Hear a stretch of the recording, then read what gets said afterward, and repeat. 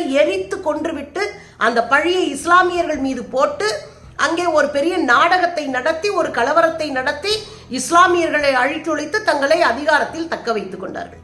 இந்த வரலாறை செய்தவர்களுடைய தலையிலே பேரடியாக உச்ச நீதிமன்றம் ஒரு தீர்ப்பை சொல்லியிருக்கிறது.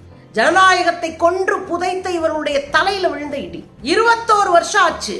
இவங்க பூரா விடுதலை போராட்டத்துல போய் உள்ள உட்கார்ந்து இருந்தவனுங்க பொது மன்னிப்பு கொடுக்குறாங்களாம். மிருகங்கள் கூட அதை செய்யாது.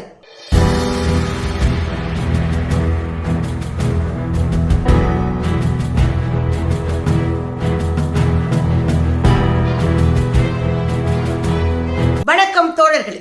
RSS பிஜேபி சங்கப்பரிவார் கும்பல் ஆளுகிற மாநிலங்களில் பெண்கள் வாழவே முடியாது, சுயமரியாதையோடு வாழவே முடியாது. அப்படியான சூழல் தான். அதுக்கு ஒரு உதாரணம் சொல்லலாமா?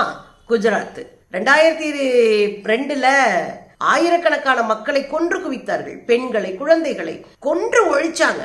கூட்டுப்பாலியல் வல்லுறவும் கொடூரமாக கொலை செய்யப்படுவதும் அவர்களுக்கு நிகழ்ந்தது.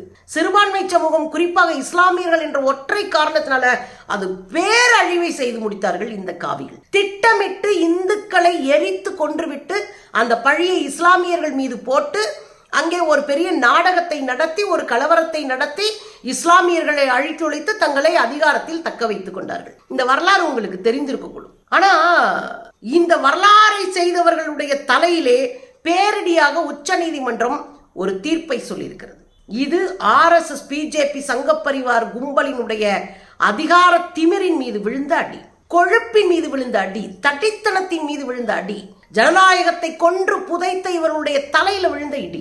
எவ்வளவு போராடி இருந்தா இந்த விடுதலையை, இந்த வெற்றியை, இந்த நீதியை இந்த பில்கிஸ் பானை அடைஞ்சிருப்பாங்க. 11 பேரால கூட்டுப்பாலியல் பலாத்காரம் செய்யப்பட்ட பெண்ணு. 21 வருஷம் ஆச்சு. தொடர் போராட்டம், தொடர் நீதிக்கான போராட்டம். எல்லாரும் என்கிட்ட கேட்டாங்க, இந்த நீதியை பற்றி என்ன நினைக்கிறீங்க அப்படின்னு. முந்தா நாளே பில்கிஸ் பான் அவர்களை குறித்த ஒரு பேட்டி கொடுத்தோம். டாக்டர் ஷர்மிளாவுக்கு நான் சொன்ன ஒரே பதில் தான். பேரிருள் சூழ்ந்து இருக்கிற வாழ்க்கையில இப்பெல்லாம் நீதிமன்றங்களையோ நீதி அமைப்புகளையோ நம்பவே முடியல. அதிகார வர்க்கத்திற்கான பெரும்பாலான தீர்ப்புகள் அதிகார வர்க்கத்திற்கான தீர்ப்புகளா இருக்கு. நாம கையேற நிலையில இருக்கிறோம். நமக்கு உதவி செய்ய யாரும் இல்லையோ அப்படின்னு அச்சத்துல உறைந்து போயிருக்கிற இந்தியால, ஒரு இருள் சூழ்ந்து இருக்கிற இந்தியால ஒரு சின்ன ஒழுக்கீற்றை போல வந்திருப்பதுதான் இந்த தீர்ப்பு. அந்த ஒழுக்கீற்று சிறிய நம்பிக்கை நீதித்துறையின் மீது நமக்கு உண்டாக்கி இருக்கிறது. இந்த நம்பிக்கை இருக்கு இல்லையா, இது எதன் மூலமா கிடைச்சது அப்படின்னா, இந்த பொண்ணுடைய நீண்ட நெடிய போராட்டத்திற்கு கிடைச்ச வெற்றியின் மூலமாக நமக்கு கிடைச்சிருக்கு. போராடணும், அதிகாரத்தை எடுக்கணும் அப்படின்ற ஒரு நம்பிக்கை நமக்கு இந்த தீர்ப்புல கிடைச்சிருக்கு. இந்த பில்கிஸ் பானு வழக்குல இந்த 11 குற்றவாளிகள் விடுதலை ஆகுறாங்க. 2022 விடுதலையாகிற, அது என்ன பொது மன்னிப்பா. இவங்க பூரா விடுதலை போராட்டத்துல போய் உள்ள உட்கார்ந்து இருந்தவனுங்க பொது மன்னிப்பு கொடுக்குறாங்களாம். பூரா 11 பேரும் பாலியல் சுரண்டல்வாதிகள், பாலியல் குற்றவாளிகள். வீட்டுக்கு வந்திருந்தா விஷம் வச்சு கொண்டிருப்பாங்க தமிழ்நாட்டுல இப்படிப்பட்ட குற்றவாளிகளை எல்லாம். ஏன்னா நமக்கு அறிவு இருக்கு. இல்லைன்னா இவங்கள மாதிரி ஆளுங்களை வெளியவே எடுக்காதீங்க, விட்டுருங்க அப்படின்னு விட்டுருப்போம். இந்த 11 பேரை எடுத்துட்டு வந்து வச்சு மாலை போட்டு, காலை கழுவி, லட்டை ஊட்டி, ரேடியோ செட்டு போட்டு விழா கோலம் எடுக்கிறானா அந்த ஊர்ல மனுஷன் இருக்கானா இல்ல மூளை இருக்கிற மனுஷன் இருக்கானான்னு நமக்கு பெரிய சந்தேகம் இருக்கு. மிருகங்கள் கூட அதை செய்யாது. மிருகங்கள் கூட பாலியல் வல்லுறவு செய்யாது. விருப்பத்தின் அடிப்படையில் பாலுறவு வைக்கும் மிருகங்கள் கூட. இந்த 11 மிருகங்கள் இருக்குல்ல, இதை கொண்டு கொண்டாடுறாங்க. அப்ப கூட அந்த ஊர்ல இருக்கிற இஸ்லாமியர்கள் அச்சத்துல வீட்டையும் அந்த ஆடு மாடுகளையும் அப்படியே விட்டுட்டு வெறும் துணிமணிகளை மட்டும் எடுத்துக்கிட்டு உயிரை காப்பாற்ற ஓடினாங்க. போன வருஷம் நான் சொல்றேன் 2022 இந்திய விடுதலை நாள் அன்னைக்கு இந்த விடுதலை போராட்ட வீரர்கள் 11 பேரையும் அப்படியே கொண்டு வந்து வீட்டுல தள்ளிட்டாங்க. கூச்ச நச்சை இல்லாத காவிகள். இந்த 11 பேரை வீட்டுல தள்ளினாங்கல்ல, தள்ளின உடனே இந்த அம்மா போய் ஒரு வழக்கு தொடுக்கிறாங்க. யாரு? பில்கிஸ் பானு. இவங்க வழக்கு தொடுத்தோடனே அவங்க மட்டும் தொடுக்கல, திரும்ப இவங்களுக்கு சப்போர்ட்டிவா பொதுநல வழக்க பலரும் தொடுக்கிறாங்க. சுபாஷினி அலி, அவங்க CPM, அது மார்க்சிஸ்ட் கம்யூனிஸ்ட் கட்சியினுடைய முக்கியமான தலைவர், அவங்க ஒரு வழக்கு தொடுக்கிறாங்க. அலகாபாத் யூனிவர்சிட்டியினுடைய முன்னாள் வைஸ் சான்சலர், துணைவேந்தர் ரூப் ரேகா வர்மா, பத்திரிகையாளர் ரேவதின்னு ஒருத்தவங்க, அப்புறம் திரிணாமுல் காங்கிரஸ் MP உங்களுக்கு தெரியும் மெகுவா மைத்ரா, இவங்க எல்லாருமே பொதுநல மனுவை தாக்கல் பண்ணி எல்லாம் சேர்ந்து விசாரிக்கிறாங்க. அந்த விசாரணையின் அடிப்படையில தான் இன்றைக்கு தீர்ப்பு வந்திருக்கு. அடிச்சு மூஞ்சி உடைச்சிருக்கிறாங்க. குஜராத்தில் இருக்கிற அரசுக்கு இவர்களை விடுதலை செய்வதற்கு அதிகாரமே கிடையாதுன்னு அடிச்சிருக்கு. ஒண்ணு ஞாபகம் வைங்க, தீர்ப்புக்கு வருவோம். இந்த தீர்ப்பு சும்மா வரலன்றத முதல்ல நம்ம புரியணும்ல. இந்த வழக்கு நடந்த இத்தனை ஆண்டுகள்ல பில்கிஸ் பானு 20 வீடுகளுக்கு மாறி இருக்கிறான். குற்றவாளி ஜாலியா திர்றான், மாலை மரியாதை கொடுக்குறான், லட்டு ஊட்டுறான். பாதிக்கப்பட்ட பிரச்சனையை எதிர்கொள்ளுகிற, பிரச்சனையை தைரியமா எதிர்கொள்ளுகிற பில்கிஸ் பானு ஓடி ஒழிய வேண்டிய ஒரு உயிர் பயத்தை உண்டாக்கி வச்சிருக்கிறது இந்த காவி. இந்த 2002 இந்த நிகழ்வு நடந்த போது உறவினர்களை எல்லாம் போஸ்ட்மார்ட்டம் பண்ணாம புதைச்சானுங்க. உங்களுக்கு நல்லா தெரியும், கரசேவர்களை 59 பேரை கொன்றதே பிஜேபி தான். பல ஆதாரங்களை தெகல்காத் வெளியிட்டு இருக்கு. ராகேஷ் சர்மா திட்டமிட்ட படுகொலை என்பதற்கான வீடியோவை, அதுவும் குறிப்பா ஆவணப்படத்தை யூடியூப்ல நீங்க போய் பார்த்தா எடுக்கலாம். ராகேஷ் சர்மா அவர்களுடைய அந்த ஆவணப்படத்தை நேரடியா போய் சங்கிகள் எப்படி கொலைபாதகம் செஞ்சாருன்னே எடுத்து போட்டிருக்காரு. எல்லாருடைய வாக்குமூலத்தையும் வாங்கியிருக்காரு. இது குற்றமே செஞ்சதே பிஜேபி தான். பழைய இஸ்லாமியர்கள் மேல போட்டு எல்லா வேலையும் முடிச்சு தன்னை அதிகாரத்தில் நிறுத்திட்டாங்க. அப்ப என்ன அர்த்தம்? எனக்கு அதிகாரத்திற்காக கூட இருந்தவனை கொலை பண்ணிட்டு எதிரில் இருக்கிறவனை தண்டனையில அனுபவிக்க வச்சுட்டு நான் அதிகாரத்துக்கு போயிருவேன். அதான் இப்ப நடந்திருக்கு. இந்த பொண்ணு வீட்டுல என்ன பண்ணிருக்காங்க? போஸ்ட்மார்ட்டம் பண்ணாம அத்தனை பேரையும் புதைச்சிருக்காங்க. இந்த பொண்ணு மருத்துவ பரிசோதனைக்கு போறாங்க. மருத்துவ பரிசோதனைக்கு போனா அங்க இருக்கிற டாக்டர் உட்காந்துட்டு இவங்களை யாருமே ரேப் பண்ணலையே, கூட்டுப்பாலியல் பலாத்காரம் பண்ணலையே அப்படின்னு சர்டிபிகேட் கொடுக்குறாங்க. அங்க இருக்கிற போலீஸ் என்ன பண்ணிருக்கிறான்? இவங்ககிட்ட இருக்கிற அத்தனை ஆதாரங்களையும் அழிப்பதற்கான மிரட்டல்களை செய்து ஆதாரங்கள் பூர்வமான அந்த எல்லா பர்டிகுலர்ஸையும் பிடிங்கிருக்கான். ஒரு பக்கம் சொந்தக்காரனை போஸ்ட்மார்ட்டம் பண்ணாம ஆடு மாடு நாயம் புதைக்கிற மாதிரி புதைச்சாங்க. மிரட்டி காவலர்களே வந்து கையில இருக்கிற ஆதாரங்களை புடுங்குறாங்க.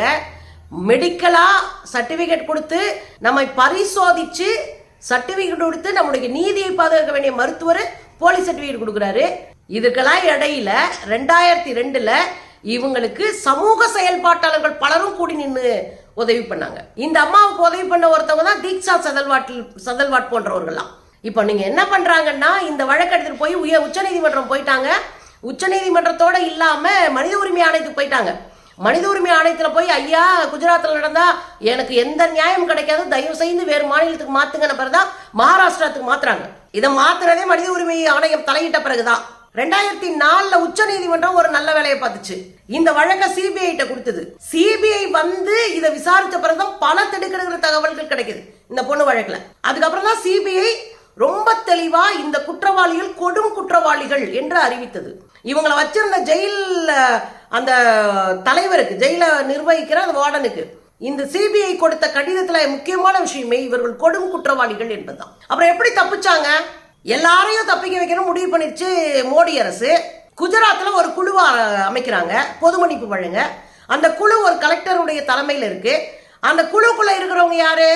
3 இந்த மகளிர் மோர்ச்சா, பிஜேபி மகளிர் மோர்ச்சால இருக்கிற பெண்கள் அமைப்பில் இருக்கிறவங்க. ஒருத்தர் முன்னாள் நகர்மன்ற தலைவராக இருந்தவர். இந்த குழு சேர்ந்து இந்த ரவுடி பயலுக குற்றவாளிகளை பாதுகாத்து வெளியே அனுப்பியிருக்கு. இப்ப நீதிமன்றத்துக்கு போன பிறகு இந்த அம்மாவோட சேர்ந்து பலரும் பொதுநல வழக்கு வந்தோடனே அதை விசாரிக்கிறாங்க. விசாரிக்கும் போது வச்சு செஞ்சிருக்கு உச்ச நீதிமன்றம். அவங்க என்ன கேட்டிருக்காங்க? முதல்ல உங்களுக்கு ரைட்ஸே கிடையாதுங்க, இந்த வழக்கு உங்க ஊர்லயே நடக்கல, இது நடக்கிறது மகாராஷ்டிரம். அங்க இருக்கிறத வச்சு நீங்க என்ன எதுக்கு இங்க வந்து வேலை பாக்குறீங்க? அவங்க சொல்றாங்க உச்ச நீதிமன்றம் 2022 ஒரு வழிகாட்டுதல் பண்ணாங்க. இந்த குற்றவாளிகளுக்கான குற்றத்தை மாநில அரசு நினைச்சா ஏதாவது செய்யலாம், அது தீர்மானிக்கலாம் அப்படின்னு வழிகாட்டுதல் பண்ணியிருந்தாங்க அப்படின்னு சொல்றாரு. அதுவும் 92ஆம் ஆண்டுக்கான பொது மன்னிப்பு வழங்கக்கூடிய சட்டத்தை அடிப்படையாக வச்சுதான் நாங்கள் அதை கொடுத்தோம். இப்படி ஒரு கமிட்டி அமைச்சு நாங்கள் கொடுத்தோன்னே இவங்க அரசு தரப்பு, மோடி தரப்பு நியாயத்தை சொல்றாங்க. அதுல முக்கியமா சொன்ன நியாயம் என்ன தெரியுங்களா? 14 வருஷம் ஜெயில இருந்துட்டாங்க, எல்லாருக்கும் வயசாயிருச்சு, அதனால விடுதலை பண்ணோம். என்ன டே, நீங்க இங்க வந்து கலவரத்தை தூண்டுவீங்க, கோவையில கலவரத்தை செய்வீங்க, வேடிக்கை பார்த்தவங்க, வச்சவங்க, உட்கார்ந்தவங்க, நின்னவங்க, வீட்டை தட்டி பாதி பேர் அரெஸ்ட் பண்ணி உள்ள கொண்டு வந்து வைப்பீங்க. உள்ள கொண்டு போய் வச்ச பிறகு அவங்க மீது பொய் கேஸ் இந்த போலீஸுங்க போட்ட பிறகு அவங்களாம் 60 வயசு 70 வயசு ஆன பிறகு கூட செத்து ஒருத்தரா வெளியே வர்றாங்க. 20 ஆண்டு ஆச்சு, 25 ஆண்டு ஆச்சு பலரும். நாம 10 வருஷத்துக்கு மேல இருக்கிறவங்களையும் விடுதலை பண்ணுங்க சாமிகளா அப்படின்னு கேட்கிறோம். அதுக்கு அவங்களாம் டெரரிஸ்டுங்க, விடுதலை பண்ணக்கூடாதுன்னு சொல்ற வானதி சீனிவாசன் கும்பல், அண்ணாமலை கும்பல், மோடி கும்பல், அமித்ஷா கும்பல் உங்களுக்கு வந்தா ரத்தம். இந்த பாலியல் குற்றவாளிகளை, கூட்டு பாலியல் பலாத்காரம் செஞ்ச குற்றவாளிகளை தூக்கி மடியில வச்சுட்டு உட்கார்ந்துருக்கீங்க. கேட்டா என்ன உச்ச நீதிமன்றத்துல வாதம்? வயசாயிடுச்சு, 14 வருஷம் உள்ள இருந்துட்டானுங்க. 14 வருஷம் எப்படி உள்ள இருந்தாங்க? பெரும்பாலும் பரோல்ல தானே இருந்தாங்க. 6 மாசம் பரோல், 7 மாசம் பரோல், அப்படித்தானே எல்லாரும் வெளியே இருந்தாங்க. வெளியே இருந்தவங்க எங்க குற்றவாளியா இருந்தாங்க, ஜாலியா இருந்தாங்க. அதுக்கப்புறம் நீங்க மொத்தமா கவுத்து விட்ட பிறகு வீட்டுக்கு வந்துட்டானுங்க. நீதிமன்றம் தெளிவா அடிச்சிருக்கு, இந்த வேலையெல்லாம் நீங்க பண்ணக்கூடாது, கொடும் குற்றவாளிகளை இப்படியெல்லாம் வெளியே அனுப்புறதுக்கு சட்டம் அனுமதிக்காது, சட்டம் அனுமதிக்காது. அதனால உங்க வார்த்தைலாம் ஓரமா வைங்கன்னு சொல்லிட்டு இந்த முடிவெடுக்கிறதுக்கு உங்களுக்கு ரைட்ஸே கிடையாதுன்னு அத்தனை பேரையும் கொண்டு வந்து 2 வாரத்துக்குள்ள கொண்டு வந்து நீதிமன்றத்தில் ஆஜர்படுத்துங்க, ஜெயில போடுங்க அப்படின்னு உத்தரவு கொடுத்தது. இன்னைக்குதான் அந்த பிள்ளைக்கு உயிரே வந்திருக்கு. அந்த பொண்ணு ஒரு அறிக்கை கொடுத்துருக்காங்க. இன்னைக்கு தாங்க எனக்கு உசுரே வந்துச்சு, மனசுல இருக்கிற பாரம் எல்லாம் இறங்கின மாதிரி இருக்குங்க. இன்னைக்கு தாங்க எனக்கு புது வருஷமே, புத்தாண்டு இன்னைக்கு தாங்க. என்ன ஒரு வார்த்தை சொன்னாங்க தெரியுமா, எல்லா பெண்களுக்கும் நீதி கிடைக்கும் அப்படின்ற ஒரு நம்பிக்கை இப்ப எனக்கு வந்திருக்குங்க. அது எவ்வளவு பெரிய வழி தெரியுங்களா? ஏங்க, ஒரு இஸ்லாமிய வீட்டுல பிறந்த குழந்தைன்றனால அந்த பிள்ளை வாழ்க்கை பூரா நீதிமன்றத்துல போச்சுல, 20 வருஷம் நீதிமன்றத்துல போச்சுல. அப்ப நம்ம என்ன கேட்கிறோம், அந்த பொண்ணு அதை ரொம்ப சந்தோஷமா சொல்றா, யாருக்கு என்றாலும் நீதி கிடைக்கும்ன்ற நம்பிக்கை இந்த தீர்ப்புல எனக்கு வந்திருக்கு அப்படின்னு. அதுல என்ன தெரியுமா, இந்த ரேப் பண்ண அத்தனை சல்லவாரி பயல்களும் அவங்க வீட்டுல அனுதினமும் வந்து பால் வாங்கிட்டு போற பக்கத்து வீட்டுக்காரங்க. தமிழ்நாட்டுல பாதுகாப்பா இருக்கண்டா நம்ம மக்கள்லாம். நம்ம பக்கத்து வீட்டுல பால் வாங்கிட்டு இருக்கிற குழந்தைய கையை பிடிச்சிட்டு போமாம இவ்வளவு கேவலமான ஜந்துக்களா இருக்காங்கன்னு பாருங்க. ஆபத்தை எனக்கு என்ன அப்படின்னா, உச்ச நீதிமன்றத்தினுடைய இந்த தீர்ப்பு மோடி கும்பலினுடைய தலையில விழுந்த பேரிடி.